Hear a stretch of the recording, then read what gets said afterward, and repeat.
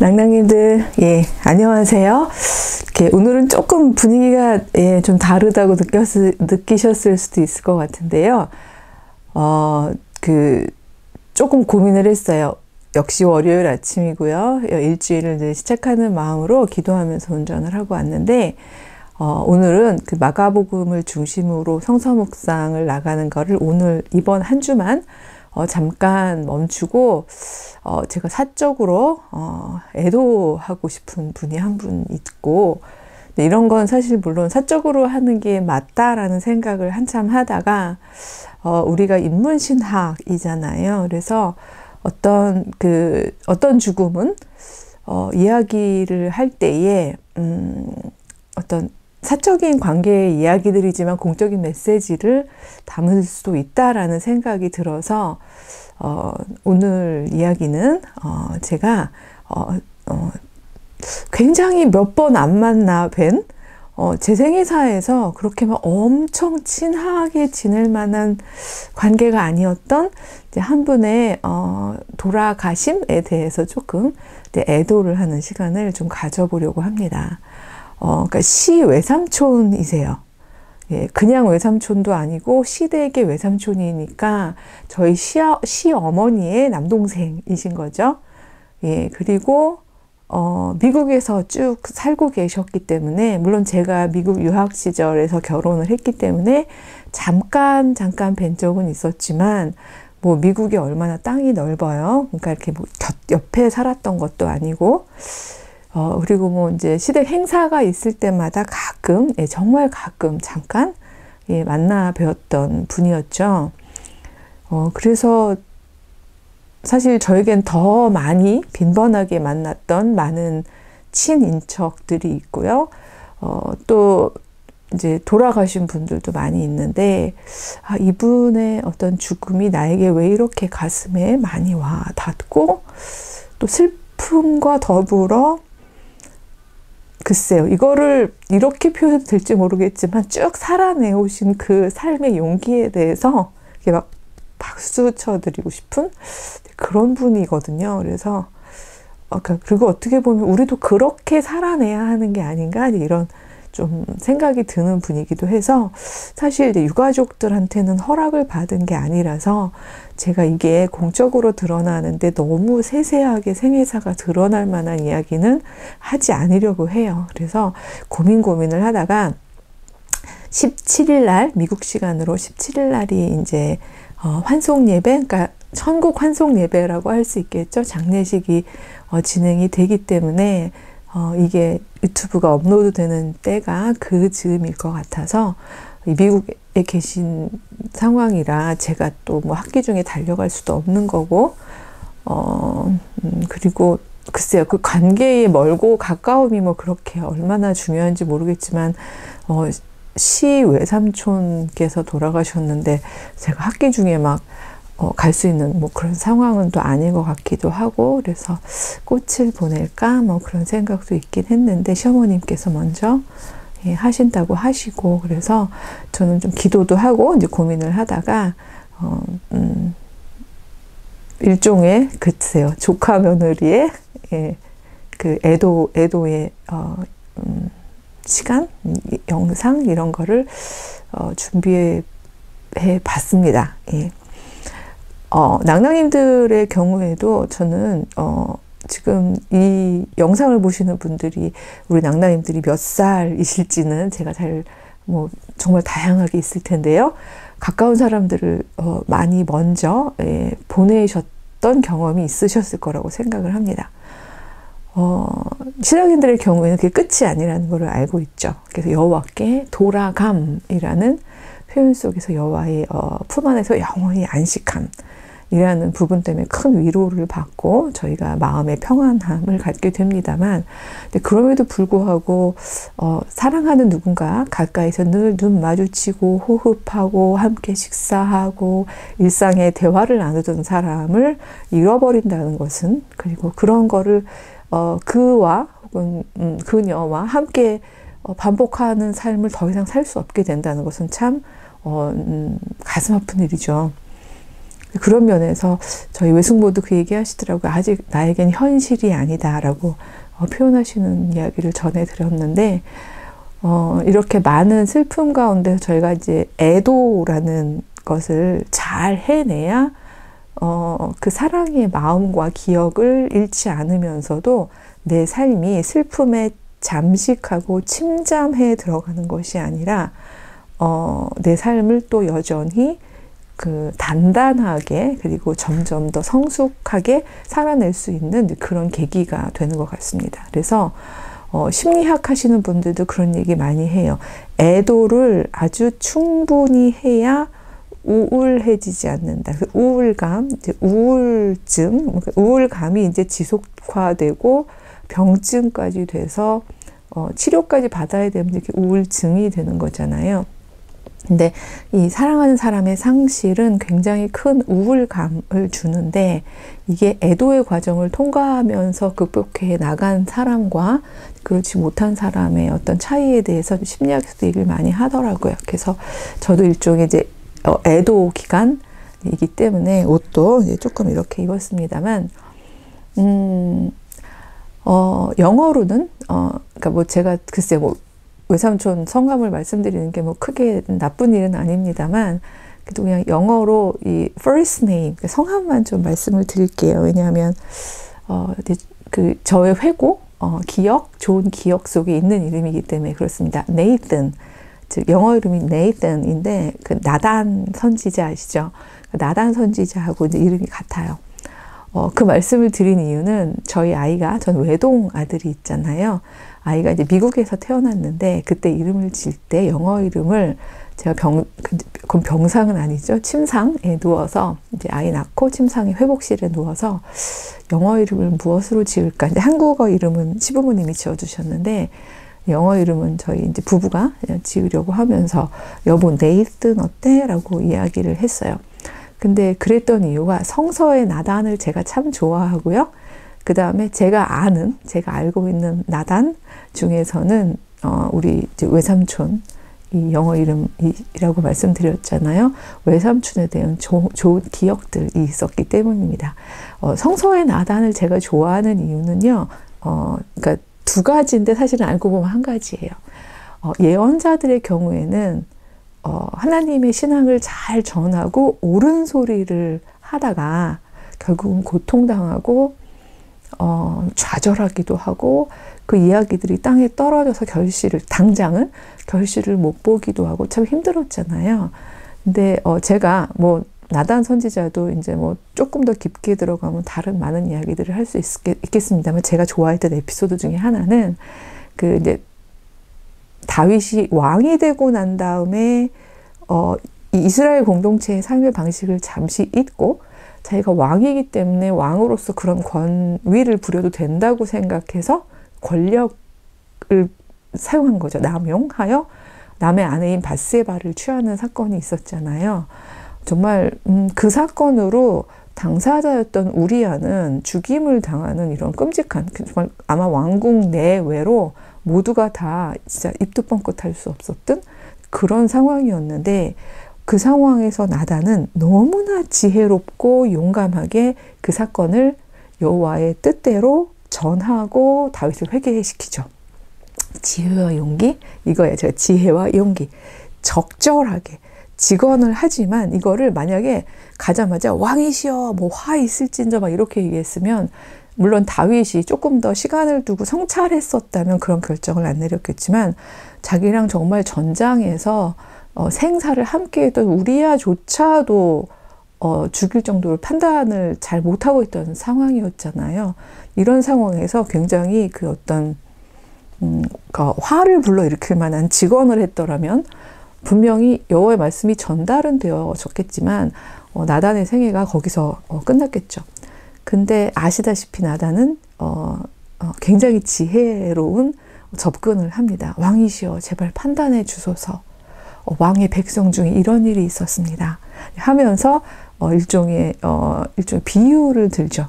그래서 양 한 마리 가져서 마치 정말 그 양과 가족처럼 지내던 가난한 사람이 있었는데 정말 부자가 자기는 양이 그렇게나 많으면서도 힘이 있다는 이유만으로 자기의 손님을 대접하기 위해서 이 한 마리 양과 먹고 자고 정말 살고 있는 그 사람의 그 양을 빼앗아서 손님 대접을 했다는 이제 그 이야기 있잖아요. 듣자마자 막 다윗이 노발대발 하잖아요. 내가 통치하는 영역 안에서 어떻게 그런 일이 있을 수가 있냐. 당장 잡아다가, 그쵸.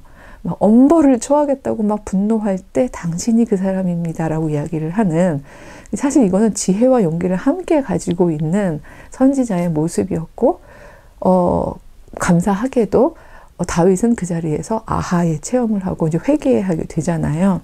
근데 그 사건을 보면서 저는 저희 아이가 그렇게 이 세상을 향하여 용감하게 용기 있게 여호와께서 기뻐하시는 옳은 소리를 하는 아이로 자라났으면, 하지만 어느 부모가 내 아이가 고통과 고난 가운데 있기를 원하겠어요. 그래서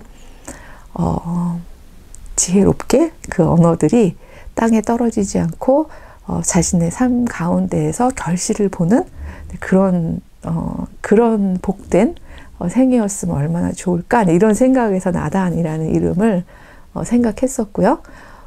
그 다음에 이제 사람 나단, 제가 같이 관계했던 외삼촌 나단의 삶이 저는 너무 좋았어요. 그때가 저희 아이가 태어날 때는 뭐 제가 가졌을 기억이라곤, 그때 만나 뵀던 그분은 솔직히 유의미한 만남은 한 번이나 두 번 요 정도밖에 없었을 때임에도 불구하고 그 외삼촌의 이름, 그래서 허락도 받았죠. 저희 아이 이름을 그렇게 줘도 될까요? 그랬더니 허락해 주셔서, 기꺼이 허락해 주셔서 이제 이름이 그렇게 됐는데, 저에게 가장 좋았던 기억은, 제일 큰 기억은 뭐였냐면요. 그러니까 시집 올 때, 그러니까 결혼할 때 모든 낯선 만남들이잖아요. 그죠? 낯선 만남들이 이제 갑자기 이제 친족으로 엮이는 관계인 거죠. 근데 이게 참 어려운 관계인데, 그 남자가 아내 쪽의 관계들과 얽히는 것도 어렵겠습니다만, 우리나라 문화 그리고 또 정서상 여자가 남편 쪽의 그 친척들하고 훨씬 더 이렇게 의무적으로 엮이는 일들이 훨씬 많죠. 예, 그래서 훨씬 더 마음이 긴장되고 어렵고, 그런데 뭐 유학 과정 중에 이제 공부하다 결혼을 했기 때문에 정말 경험 없이 여기서 결혼식을 했고요.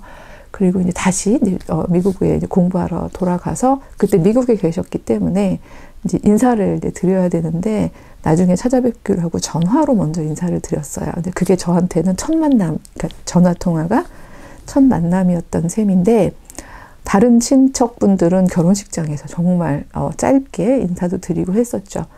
패백하잖아요. 패백 때 덕담도 듣고 이랬었는데, 그 모든 만남 속에서 제가 유난히 외삼촌을 기억하는 이유는 사실 글쎄요, 처조카? 뭐 그렇게까지 애정이나 관심을 기울일 만한 존재가 아니잖아요. 이렇게 얘기하면 좀 죄송합니다만, 왜냐면 내 며느리도 아닌 상황이죠.